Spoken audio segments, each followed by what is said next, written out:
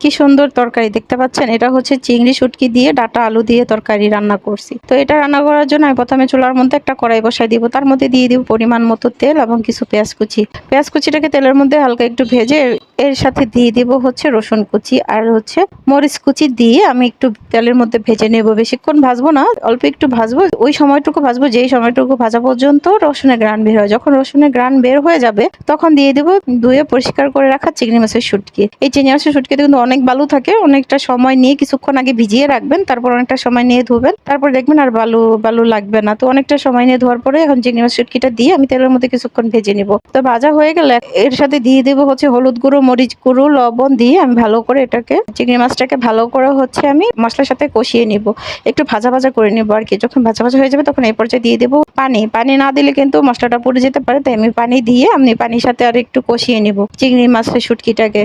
যখন কষানো হয়ে যাবে তখন দেখবেন এর সাথে দিয়ে দেবো হচ্ছে কেটে রাখা আলু। আলুটা আপনারা অপশনাল, চাইলেও দিতে পারেন না চাইলেও দিতে পারেন। তো আলুটাকে দিয়ে আমি আবারও চিংড়ি মাছের শুটকির সাথে ভালো করে হচ্ছে কষিয়ে নেব। যখন দেখেন কষাতে কষাতে যে পানিটা দিলাম ঝোলটা আর কি শুকিয়ে যাবে, অনেক সুন্দর এই পর্যায়ে অনেক সুন্দর একটা গ্রান বের হয়, এত সুন্দর চিংড়ি মাছের গ্রান বের হইতেছে। তো এ পর্যায়ে দিয়ে দেবো হচ্ছে আমি কেটে ধুয়ে পরিষ্কার করে রাখা ডাটা শাক। ডাটা শাকগুলোকে আমি কুচি কুচি করে কাটছি। তো ডাটা শাক দিয়ে একটু পানি দিয়ে দেবো যেন নিচে লেগে না যায়। তো আমি পানিটাকে দিয়ে আমি ঢাকনা দিয়ে ঢেকে দেবো। যখন শাকটা মজে যাবে আর কি নরম হয়ে যাবে তখন আবার ঢাকনাটাকে উঠিয়ে আমি শাকটাকে ভালো করে নেড়ে দেবো, উল্টে পাল্টে নেড়ে দিতেছি। দেখতে পাচ্ছেন কি সুন্দর একটা কালার চলে আসছে আর এত সুন্দর একটা গ্রান বের হইতেছে। চিংড়ি মাছের শুটকি, আলু, ডাটা শাক, রসুন কুচি, তারপরে হচ্ছে কাঁচামরিচ সবকিছু মিলে এত সুন্দর একটা গ্রান বের হইতেছে।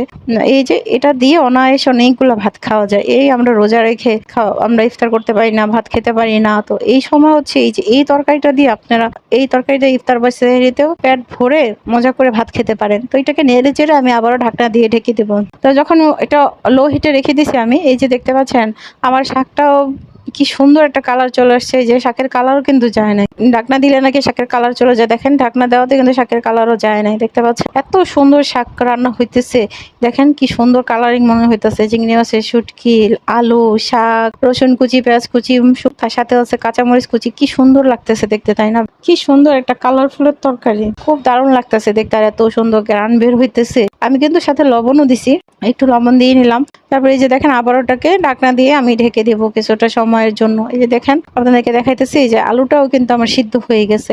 এখন দেখতে পাচ্ছেন এভাবে কিছুক্ষণ ঢাকনা দিয়ে রান্না করার পরে যে তরকারিটা হয়ে গেছে, এই যে ফাইনাল লুক। এটা কিন্তু ঝোল রাখি নেই, একবার শুকনো শুকনো, আর খেতে এত মজা, গরম ভাতের সাথে ডলে ডলে খাবেন, খুবই মজা লাগে। এই রমজানে আপনারা এই তরকারিটা দিয়ে একবার ভাত খেয়ে দেখবেন, পেট ভরে অনেকগুলো ভাত খেতে পারবেন।